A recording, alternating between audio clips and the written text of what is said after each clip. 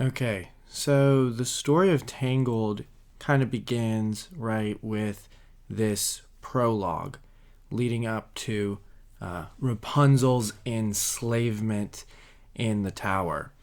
And in the prologue, we find out a few things. We find this magic flower, right? And this magic flower has the power to heal and bring, in a way, new life, right? But there's this villainous character, Mother Gothel, who is old and grotesque. And in many ways, she, in her oldness, is a representation of death, right? Because she is near death, but she uses this magic flower that heals and brings new life to keep herself continuously young. And in doing this in many ways, Mother Gothel is we'll get to this later, but for right now, in many ways, she's kind of this embodiment of death, but she's using the new flower to bring her new life and keep her continuously young. Now, near this flower, a kingdom is built, right?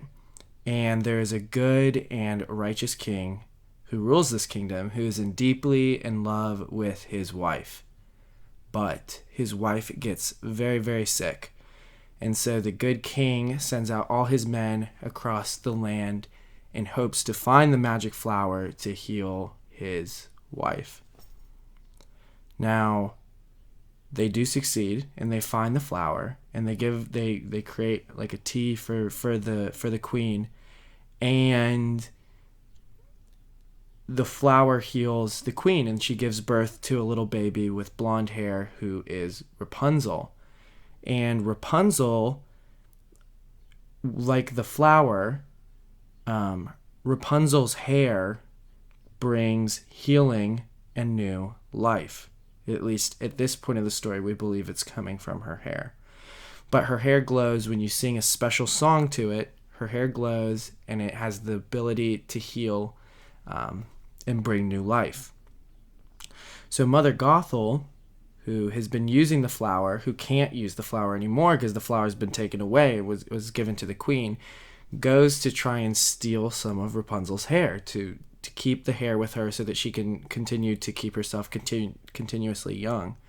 But you find out that when you cut Rapunzel's hair, it turns brown and it loses its healing power. So Mother Gothel can't steal just the hair. So what she does is she just steals baby Rapunzel and locks her away in the tower. So in a sense, this embodiment of death has stolen away the daughter of the king and locked her away in a tower. And the king, who is good and who is sad that his child has been stolen from him, every year on Rapunzel's birthday, the king sends up a beacon of lights, right? These floating lanterns, in order to call his daughter back home to him, his lost daughter. It's a call home to the lost daughter that she may return to the king and the kingdom. And Rapunzel grows up in this tower with Mother Gothel, enslaved. But even from her tower, she can see the light. She can see the call home back to the Father, back to the kingdom, right? So that kind of sets the chessboard, so to speak, for the entire plot line of the movie. And as I was just reciting it, I instantly thought of a line from St. John Chrysostom, which says, where he says, it's in his commentary on when Jesus raises Lazarus from the dead. But if you remember in that section of the scriptures, when Jesus finds out that Lazarus is dead, he weeps. Scripture says he weeps. And there's a line that St. John Chrysostom has on this one passage where he says, Christ wept because the devil made mortal those who were meant to be immortal. And you kind of have this as the kind of prologue almost of Tangled, right? Where the good king has this beautiful daughter who can bring new life and healing, but she is stolen away by the embodiment of death itself, and locked away and enslaved. And yet the good king, the good father, calls the daughter back home, right? Is continuously calling her back home. Every year on her birthday, he sends up the lights to call her back home. Now, then the movie cuts to Rapunzel being older, and she's playing hide and seek. And the movie kind of opens, then, like the movie, that was the prologue, what we just discussed, and now we're kind of getting into the main movie itself. And the very first song that they sing is a song called When Will My Life Begin? And in the song, Rapunzel sings about her daily routine. And the song begins very upbeat and very fun. And she's very excited, to be sweeping, to be cleaning, to do dishes, to paint, all these different things, read books. But as the song progresses, slowly and slowly, you start to see her face become like more and more like bored and tired and like, this kind of sucks, right? So she's enslaved in this tower, and she has all these things, and yet they don't bring her true happiness, right? She says that they do. She's like, yeah, I love reading and painting and all that stuff, but you can see on her face as the song progresses, she's living a very mediocre life, and she's aware of that. And the song concludes with her looking out the window to where the lights usually go up, and singing about how her heart yearns to see the light, right? To go to wherever the light is coming from, to go to the lights and see the lights. Now, she is not allowed to leave. Mother Gothel won't let her leave. And so she decides, has not let her leave in the past. And so Rapunzel has decided that because it's her 18th birthday, she's going to ask Mother Gothel, right, or Death, whether or not she's allowed to leave the slavery of her tower. And so Mother Gothel gets there. Mother Gothel's kind of a jerk. She's very rude. She's very disrespectful to Rapunzel. But Rapunzel asks her, like, I want to go and I want to see the light. And Mother Gothel sings this song. It's one of the greatest Disney songs, in my opinion. And it's called Mother Knows Best. And in the song, Mother Gothel tries to convince Rapunzel that there's no need to leave the tower, that everything she wants is in the tower, and that actually if she leaves the tower, it'll be dangerous and bad and evil. And she deceives Rapunzel. It's really interesting. So in many ways, Rapunzel's whole arc across the story is to learn to have courage and to find her true identity as a daughter of the king.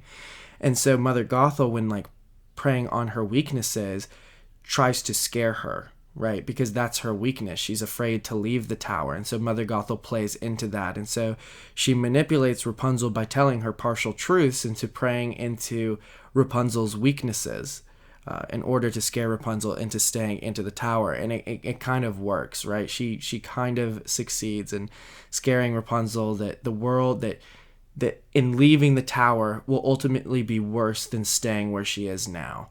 And so her lie is that it is okay where you are now, which is in slavery. But that's not going to stop Rapunzel's yearning.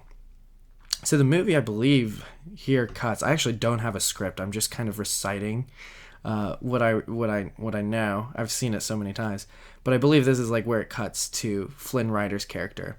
And Flynn Rider is a super interesting character because for a long time I just saw Flynn Rider as the kind of Christ figure in this story, because in most Disney movies there's kind of a Christ figure, Prince Charming or whatever, like the perfect man who rescues the damsel in distress as Christ rescues us from sleep and awakens us. But alas, I think that's wrong. And I have come in appreciating Tangled more, I've come to see Flynn Rider's character not simply as a Messiah figure, but as the Christian man, as just a man in general who follows the path of the Christian man. And we're going to break down what this means. Because Flynn Rider, he begins his journey like Rapunzel, enslaved. but he's not enslaved physically in a tower. In fact, he's rather enslaved in his passions, his lower his lower yearnings, and he's also enslaved in an illusion or a fantasy. Right? Flynn Rider at the very beginning of the movie, he kind of shows that his heart is kind of yearning for the same thing that Rapunzel is yearning for, right? He opens up, like one of the first lines we get, he talks about how he wants a castle. When we first meet him, he's stealing Rapunzel's crown from the king, which they keep under guard. So he wants the crown, he wants the kingdom, and yet he's going to try and obtain those things selfishly, right? He's not going to earn them honorably, but rather he's going to be a thief and selfish and not take responsibility for his life, which is where a lot of men are today, right? Like unable to take responsibility for their life, taking shortcuts, not owning up, not being honorable, not being noble. And that's where Flynn Rider begins. But more importantly, he's living his life as a facade. It's not real. Right? We find out later his name isn't even Flynn Rider. Like he's so irresponsible, right? He puts on this act of being noble, brave, a daring kind of villain, but in reality we find out later he's a very broken orphan who doesn't have a lot. But he's going to create this life for himself and not take responsibility. So he steals the crown and he escapes the kingdom, and eventually Flynn Rider stumbles upon Rapunzel's tower. And so Rapunzel knocks him out and ties him up, and she is going to try and convince Flynn Rider that he should take her to go see the lights. And she does this by manipulating him. She finds the crown that Flynn Rider has stolen, and there's kind of a funny scene where she like puts it on her head, and she's like, her eyes kind of widen because like the crown is meant for her, right? But then like the little iguana thing, not iguana, what is it called? A chameleon. They're the ones that switch colors. The chameleon, Pascal, looks at her and he just like shakes his head like, not for you, which is kind of funny because the crown is made for her. That's her identity, is as a daughter of the king.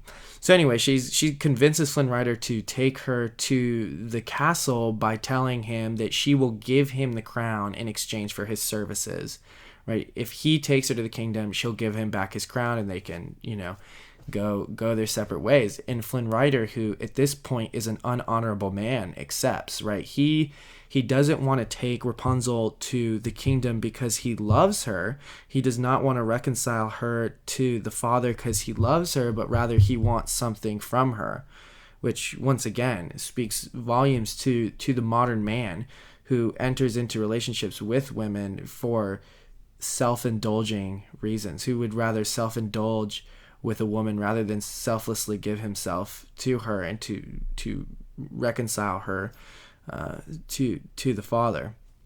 So that's what Flynn Rider's going to do. He's willing to take Rapunzel to the kingdom, but once again, he's willing to do so in a dishonorable way. He's going to do it in exchange for the crown. And there's something really interesting here, and I actually don't entirely understand what it means, but the crown is Rapunzel. And so there's kind of this deeper level of Rapunzel offering a piece of herself, or a very, very vulnerable element of her identity unknowingly to Flynn Rider in exchange for his service. And so I actually I haven't fully contemplated like what the symbolic significance of that is, but I can't help but feel as though it is not a trivial thing. So anyway, maybe I'll think about it in the next few days. So anyway, Flynn Rider does agree, and he's going to take her to the kingdom, but he doesn't want to. So he's going to try and trick her and manipulate her because all he wants is the crown. So he kind of does this bit with her where he takes her to this horrible like bar with all these really rough people. And remember, Rapunzel's whole thing is like she's for so long has been afraid to leave her tower because she's been convinced that the tower is safe and the tower is comfortable and it's good. So her journey is going to be to let go of that, to realize that the tower is mediocre, and to have courage in pursuing the light and in doing so finding her own identity. So anyway, they get to this They get to this little bar with all these ruffians, and they try and capture Flynn Rider, and Rapunzel actually saves Flynn Rider, and she does so by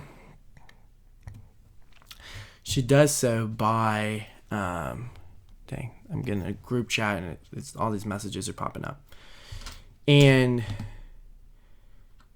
she does so by bringing out the best of the criminals and ruffians in this place by singing about their dreams and their ambitions and pursuing the light. And she brings out the good in them, and in many ways she starts, this is kind of where she starts to bring out the good in Flynn Rider as well. As they're escaping through this tunnel underground, Flynn Rider acknowledges, like, you know, her skill back there, and they start to kind of build a relationship. But it's like short-lived because, of course, the guards are trying to capture Flynn Rider, and in doing so, they want to capture Rapunzel as well. As you can tell, I'm really expecting you to have seen the movie to give you all these points. It's like this is not a very in-depth suffering. I'm kind of highlighting points and discussing why it's valuable.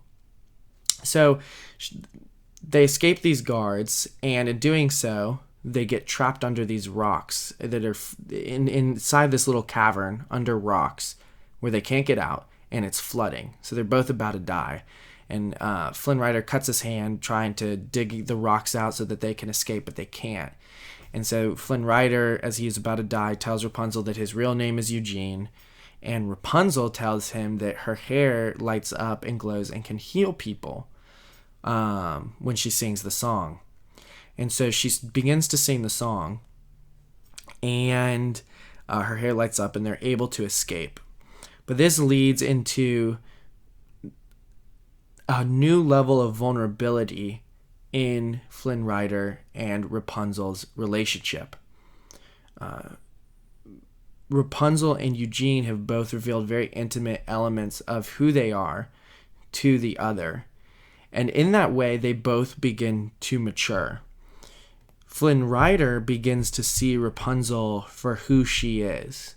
He doesn't see her, he stops seeing her for her hair, what she can give him, but rather he starts to see the beauty and goodness within Rapunzel and begins to desire to bring her to the kingdom, not for the crown, not in exchange for anything, but because he's come to care about Rapunzel and he wants her best, he wants what's best for her, right? And in turn, Rapunzel, she's starting to become confident in who she is, right? She's becoming confident in herself, and she's becoming trustworthy of others. Remember at the beginning of the story, she's very untrusting of Flynn Rider, and kind of rightly so, because Flynn Rider's not a great guy, but she's not trusting. But now she's beginning to trust because she sees past the kind of rough exterior of Flynn Rider and sees Eugene. There's even that really tender moment where, she goes, like, for the record, I like Eugene more, right? And that's something very powerful when a woman sees past the rough exterior of a man and affirms his vulnerability and his weakness and his insufficiencies, and affirms that anyway. And in doing so, a man, in leading, right, needs to lead in a way that is selfless and self-sacrificing, not for anything in return, but out of good for the woman. So they're both kind of growing in these in Christian holiness. But that's very short-lived, because as much as Rapunzel has been pursuing the light in the kingdom, Mother Gothel has been close behind, trying to get her back into the tower, trying to get her back into slavery, right? And it's really interesting. She sings, I've said this about every song. Every song in Tangled is the best song, just so you know. But, she sings that song, Rapunzel Knows Best. And it's like a trolley version of Mother Knows Best that she sings at the beginning. And it's super interesting because at the beginning of the story, Rapunzel didn't have a lot of confidence. And so Mother Gothel, the way she deceived Rapunzel was to affirm that there are big, scary things out there that could destroy her and want her for her hair and all these different things. And so she uses Rapunzel's fear to keep her in the tower. but she kind of changes her tactics because she sees Rapunzel is growing in self-confidence and courage. So she now changes it to her insecurity and her lack of trust. So at the beginning of the story, when she sings Mother Knows Best, right, she's preying on Rapunzel's fears. But in Rapunzel Knows Best, she preys on her trust, right? She tells Rapunzel and tries to lie and deceive Rapunzel by convincing her that Flynn Rider just wants her for her hair and for the crown, and he doesn't love her. He doesn't want her. In this way, he's degrading her, and Mother Gothel is trying to degrade Rapunzel in this way by telling her all these lies about herself, about Rapunzel, so that Rapunzel becomes insecure and does not trust in Flynn Rider. And she's playing the long game, right? She knows in this moment that Rapunzel's not going to come back to the tower with her.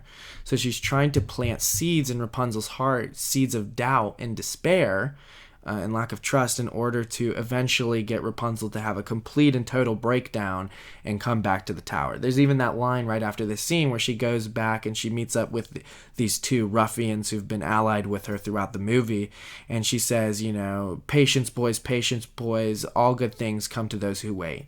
So she's playing the long game. She's trying to get Rapunzel by planting seeds of doubt in Rapunzel's heart. Also, in this scene, she does give Rapunzel the crown back. And she goes, give it to Flynn Rider. You think he's here because he loves you? Give him the crown. We'll see. So, eventually they do get to the kingdom. They meet the horse, Maximus. And this is so funny. The horse is my favorite character because he just acts like a dog, and I just think it's hilarious. But also, in Revelation, I believe, Jesus rides on a white horse. And that's going to be symbolic later.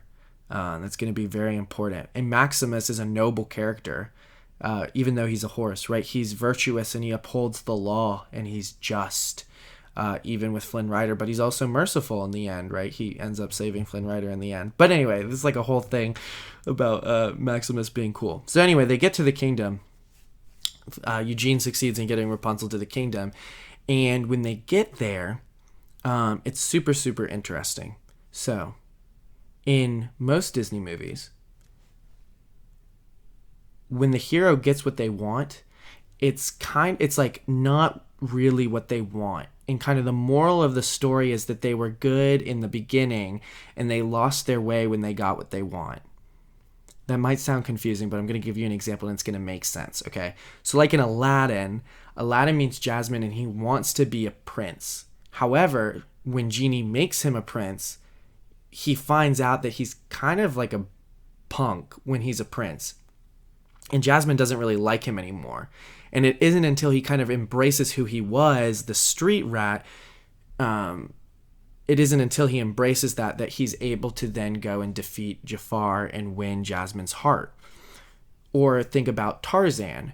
Tarzan wants to be like Jane and Clayton and the professor. But when he does, when he kind of abandons his gorilla heritage, I guess, so to speak, he gets enslaved and he's not able to save the ones he loves. And it isn't until he embraces his gorilla heritage that he's able to then save, his gorilla family. Or in Little Mermaid, right? She wants, her dream is to become a human. But when she becomes a human, she's not able to succeed in winning Prince Eric's heart and has to become a mermaid again and realizes that Prince Eric always loved her even when she was a mermaid. Do you see what I mean? Like the hero wants something, they get it, and then they realize that they were good all along, right? Aladdin was good all along when he was a street rat, right? Little Ariel was good all along when she was a mermaid, right? She didn't have to change anything. But Tangled's different. So in Tangled, the hero gets what she wants, and it's everything she expected and more. So she gets to the kingdom, and it's good, and it's amazing. There's one little like detail that I think is super interesting. So throughout the whole movie, remember, Rapunzel's hair is super long. And throughout the movie, it is very burdensome. Whenever she has to run, she has to carry her hair. Right? It gets caught in things. It's tangled, it's untamed. But when she gets to the kingdom, the first thing they do is they get these little girls to tie up her hair. And so all of a sudden her hair is no longer tangled. This burden that she's been carrying around the whole movie is lifted. She's able to just be free. And she dances and sings and does art, and it's everything she ever wanted. And it comes, of course, to a climax when they see the lights, right? And this is one of the best scenes, I think, in any Disney movie. So before the king sets off the lights, there's this great scene, so good, where the king, he's about to go out, he's about to send off the first of the floating lanterns, and the queen is approaching him, and you just see the sorrow in the king's face. He just stands there, and he's just sad, because all the king wants is for his lost child to come home. That's all he wants. He just wants his lost daughter to return home. And then he sends up the lights. And then everyone sends up the lights. And Eugene and Rapunzel are on a boat in the middle of a lake, so that they have just the best possible view of the lights. And once again, it's everything Rapunzel has ever hoped for. It's beautiful and it's good. And at long last, she gets, in many ways, what her heart has been yearning for, right? When she was enslaved in the tower, her heart yearned to see the light, to pursue the light, to return home to the kingdom. And now that she's here, it's good, right? She even, like, in the song, so if you actually listen to the lyrics of At Last I See the Light, this is literally the song, right? She sings all those years, like, looking from a window, like all those years being trapped in this tower and looking out, looking to what my heart is yearning for, but not pursuing it. Now I have pursued it. Now I have gotten here, and at last I see the light, right? At long last, I have left my bondage, my slavery behind. At long last, I've seen the light. And Flynn Rider, or Eugene, sings once again a similar song, right? He sings, like I said before, about being selfish, about chasing daydreams, living life in a blur. Flynn Rider, throughout the entire movie, was selfish. He wanted to help Rapunzel because he wanted something in return. He had created this fake identity of Flynn Rider, right? He was not taking responsibility, but now he sees the light. Now he sees the goodness of Rapunzel. Now he wants to be self-sacrificing. He doesn't care about the crown anymore. He cares about Rapunzel's good, right? So he too sees the light. He sees the ways that he has failed as a man. He sees the ways that he has pursued meaningless, trivial things in his life. And now he sees what is valuable and what is good, that being Rapunzel and her well-being and her good. And, Rapunzel gives him the crown, and he takes the crown and he just puts it aside because he doesn't want the crown anymore. And they sing together, and they almost kiss, and then, dun dun dun, everything goes south, right? So Eugene sees on the bank of this lake the two criminals who helped him steal the crown at the beginning of the movie. And this is super interesting because Flynn Rider is going to go give them the crown, because Flynn Rider is at a place where he now wants to start taking responsibility for his past mistakes, right? So he's going to go and he's going to give the crown to these two criminals. But they trick him, they beat him, and they tie him up and make it look as though Flynn Rider has stolen the crown for himself and is sailing away from Rapunzel. Now, Rapunzel thinks that for a little while she's like waiting, she's like, Eugene, like, are you okay? And then the two villains who have just beaten up Eugene now pursue Rapunzel. And when they do, so this is super interesting. Remember when I said that when Rapunzel gets to the kingdom, she gets her hair tied up. Her hair has been a burden throughout the movie, but when she gets to the kingdom, her hair gets tied up. It's no longer a burden. When Rapunzel becomes afraid and she begins to doubt and despair, she runs away and her hair gets caught. The moment she like abandons her confidence, the moment she abandons her trust, that is when her hair becomes a burden again and it gets caught. But Mother Gothel saves her. And Mother Gothel puts on this whole act about how, she missed Rapunzel. All she wanted was Rapunzel to come back to the tower with her. She was so worried. Rapunzel's very sad because she thinks Eugene has left her and abandoned her for the crown, which is what Mother Gothel wanted this entire time. And there's a really great shot where Mother Gothel is like, okay, well, let's go. And she's walking away, and Rapunzel looks back to the light. She looks back to the light because she's seen the light. She knows that the tower is mediocre. She knows that it's slavery.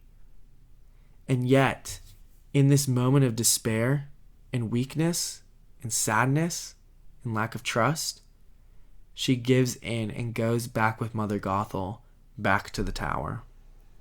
And the shot, I believe, cuts straight to Mother Gothel untying her hair.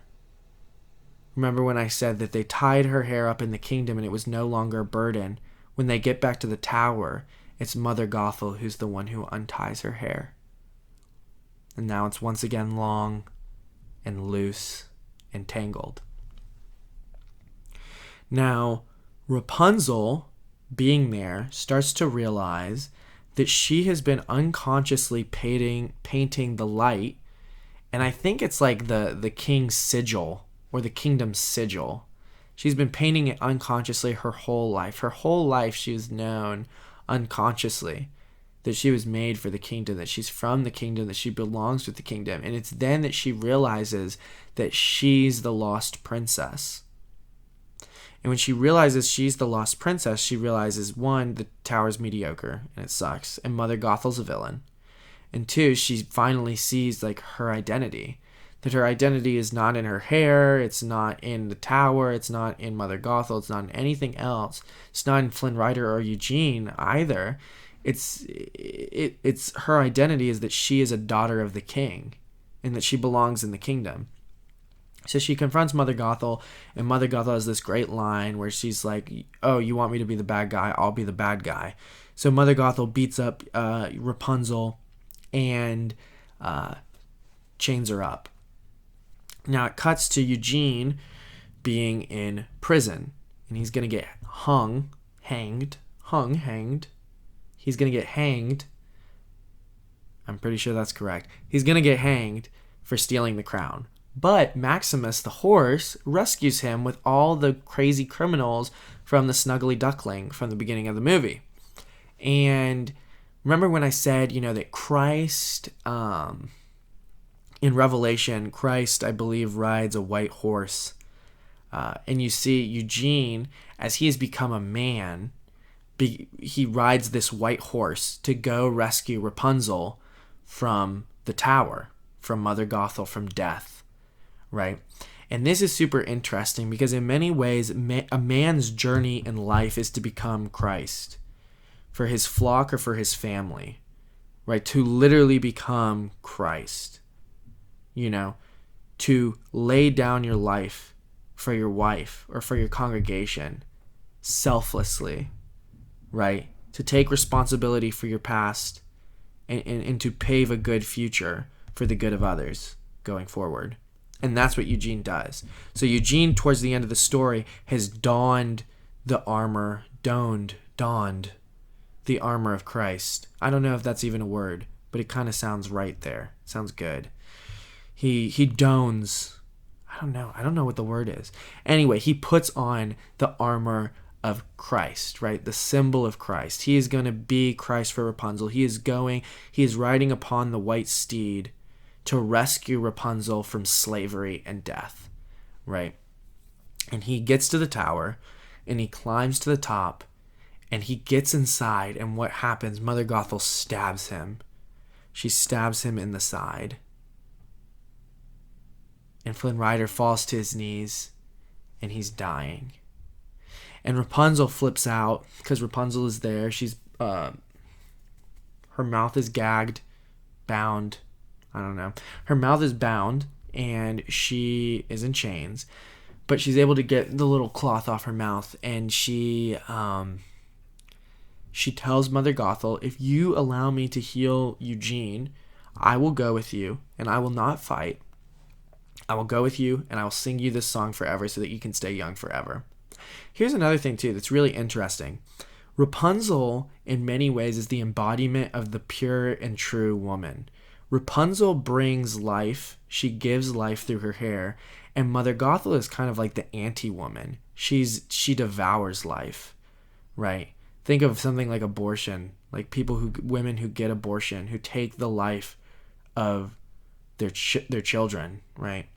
That's kind of what's going on, where it's like Rapunzel is the true female who brings life into the world, brings new life, and Mother Gothel is the anti-woman who steals life away, right? So anyway, Mother Gothel agrees. She's like, okay, if you heal Eugene, I will let you, heal Eugene, and you'll come with me. So Rapunzel does, and she goes over there, and she's like, it's okay, Eugene, like, I'm going to sing for you, it's going to be great. And Eugene goes, whoa, whoa, whoa, whoa, whoa, like, you can't do this. You can't go with Mother Gothel forever.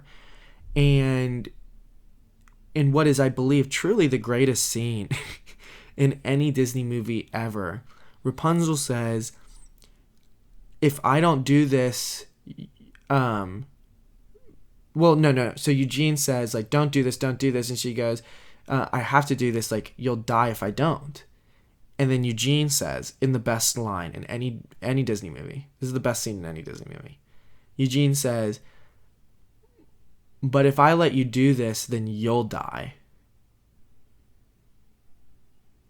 And then he cuts Rapunzel's hair. And Mother Gothel flips out. And because it's the hair that Mother Gothel is after, right? And remember, when you cut Rapunzel's hair, it turns brown and it no longer has its healing powers.